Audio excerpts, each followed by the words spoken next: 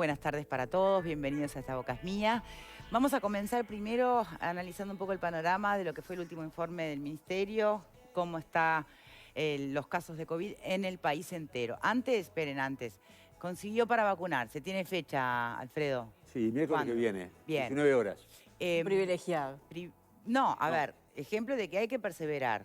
¿Después de cuántas veces fue que pudo agendarse? Yo no lo hice, lo hizo mi señora, 290 intentos. Perfecto. Y ahí logró, se agendó primero ella y después me agendó. Después no hay que decir que no se puede. Bueno, después con paciencia. Hay que tener tiempo y paciencia. Persevera y triunfarás. Ya mejorará, ya mejorará. Vamos a ver cómo está la situación de los casos en el país. A ver. A mediados de enero, el número de casos sin nexo epidemiológico había llegado hasta el 40%. Sin embargo, a finales de ese mes, ese guarismo comenzó a caer a medida que disminuía el número de casos nuevos reportados diariamente hasta llegar al 29%.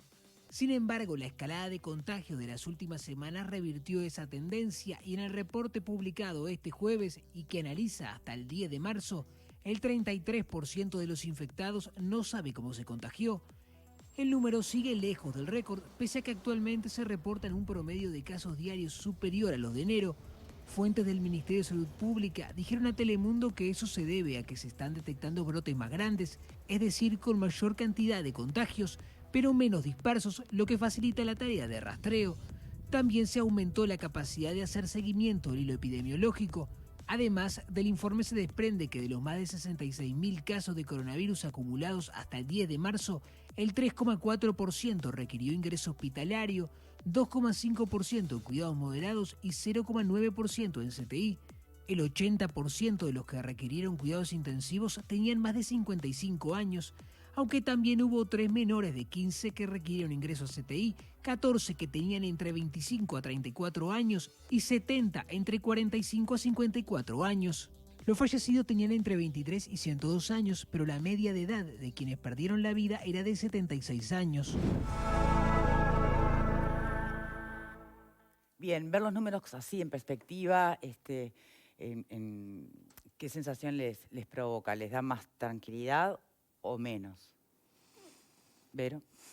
Bueno, creo que no dejan de ser preocupantes, ¿no? Porque además estos números, cuando muchas veces hablamos de los promedios, solemos no atender determinadas circunstancias que son más complejas.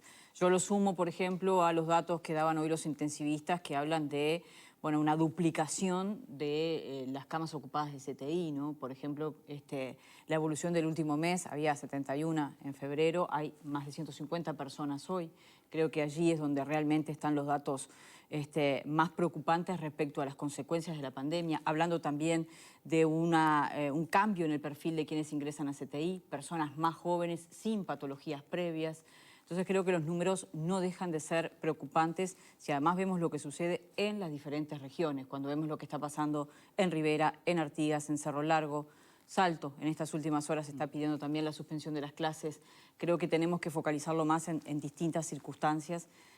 Tal vez la globalidad pinta un panorama que no parece ser tan preocupante como creo que sí es la realidad de algunos lugares concretos, ¿no? ¿Qué pensás, Marguerite? Es difícil, ¿no? Porque habría que meter muchísimos números y ver las proyecciones y la evolución. Así como observador nomás, bastante ignorante sobre el tema, a pesar de todo lo que hemos compartido durante todo este año y más o menos hemos aprendido, creo que el número de las personas en CTI es el más preocupante de todo, la capacidad con dificultades en el norte ya, me parece que es lo más grave, y esta carrera que hay con las vacunas, a ver cómo está evolucionando, que por suerte los últimos números del proceso de vacunación son bastante más alentadores, ¿no? Yo me estaba mirando ahora, entre vacunados y agendados ya hay más de 400.000 personas, 280.000 vacunados ya, venimos en un ritmo muy bueno en estas últimas horas, se empezaron a solucionar los problemas de agenda. Por suerte hay cantidad de gente que ya se pudo agendar, hay agendado ya más de 125.000 personas para los próximos días y se siguen agendando ahora con el tema del software aparentemente solucionado. Creo que vamos, pero es una carrera. Mientras tanto siguen apareciendo récords en CTI, récord de infectados, récord, nada, la recomendación sigue siendo siempre la misma, ¿no? Cuidarse. En este momento, si me permiten, un Zoom en directo con el doctor Osvaldo Bianchi, secretario general de FEMI, que es la Federación Médica del Interior. Muchísimas gracias por acompañarnos en este momento. Hola Victoria, ¿cómo estás? ¿Tanto tiempo? Bien, lamentamos la comunicación Bien. sea en este contexto. Sí. Pero es importante porque recién veíamos números, como planteaba nuestra panelista Verónica, en un pantallazo muy general pueden significar o dar una imagen determinada o una sensación determinada, pero después en el análisis departamento por departamento, no más la discriminación capital-interior, ya el escenario cambia, la sensación que genera y las interpretaciones son otras. Hoy el gran temor en el interior es por la saturación, sobre todo en el norte, de camas de CTI, y supongo que además la inminencia de Semana de Turismo, ¿no? Sí, es buena la precisión porque nosotros, FEMI lo incluyen 22 gremios, es un gremio de segundo orden, que están distribuidos a los 18 departamentos. Trabajamos mucho en red con esta emergencia sanitaria, más todavía con conocimiento cabal de lo que está sucediendo, no solo a nivel de estructura y de recursos materiales humanos, ¿no?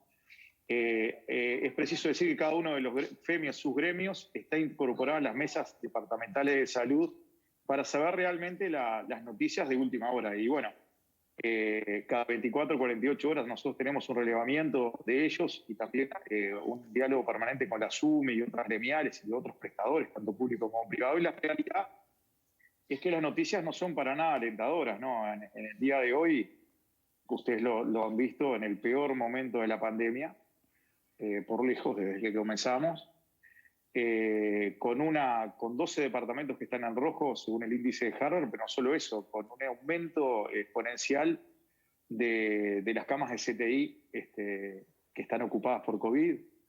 Hoy por hoy hay un 62,4% de ocupación, de las cuales casi un 20%, 19,1%, son pacientes COVID. O sea, 1 de cada 5 son pacientes con coronavirus. ¿Qué trae aparejado esto? Todos sabemos que en el interior la capacidad operativa de CTI es menor que en Montevideo. Se está trabajando a nivel regional, pero esa saturación que no la hay, pero es eventual, sí. Y ese colapso que tampoco hay que hacer la precisión que no lo hay, lo que sucede es que hay un estrés, o sea, se está tirando cada vez más la piola. El Sistema Nacional Integrado de Salud, hay que hacer la precisión, está funcionando muy bien, tanto en la órbita pública como privada, y los recursos que se tiene se están tratando de administrar lo mejor posible. Hablando de eso, indudablemente, Bianchi, perdón que lo interrumpa, sí. Justamente usted recién hacía referencia a que se está trabajando regionalmente y eso va de la mano con lo de administrar recursos. Y la pregunta es, ¿con qué facilidad se traslada hoy un paciente de un hospital a otro en otro departamento? ¿Está protocolizado? Más si es un paciente COVID. Está protocolizado, es con medidas de bioseguridad muy estrictas, va en una burbuja prácticamente el paciente. Yo he hecho traslados especializados hasta el día de hoy y son traslados complejos, ¿no? Realmente esos pacientes muchas veces están intubados con soporte respiratorio mecánico. Fíjese aún más con todas las medidas de bioseguridad. Y más el traslado. El traslado hay que tratar de evitarlo lo más posible. Ahora, indudablemente, tenemos que focalizarnos en distribuir esos recursos a nivel regional. Ahora, ya desde el año pasado, FEMI advirtió el tema de la necesidad a nivel estructural de aumentar las camas de CTI. Se han aumentado. Hasta el día de hoy hubo 8 camas más, por ejemplo, en Tacuarembó. Sí. También, o sea, ese aumento estructural está, pero también es preciso decir que hace un par de meses se están capacitando médicos para brindar apoyo a los médicos de CTI. Se abrió el médicos de puerta, anestesistas y demás. Para pasan estar en la a eventualidad ser de que hubiera... como intensivistas. Sí, para apoyar al médico intensivista en la labor. Y se apuntaron en esa cooperación o solidaridad entre los colegas más de 500 médicos. Mirá. Son como 530 que se apuntaron para eventualmente, si el sistema se satura o colapsa, que estamos lejos de ello, el Sistema Nacional Integrado de Salud está respondiendo muy bien, pero mucha atención, apoyar a esos colegas. Ahora bien, por un lado eso, ¿no? ¿Me permite una pregunta en el medio, Bianchi? Porque me quedó dando vuelta.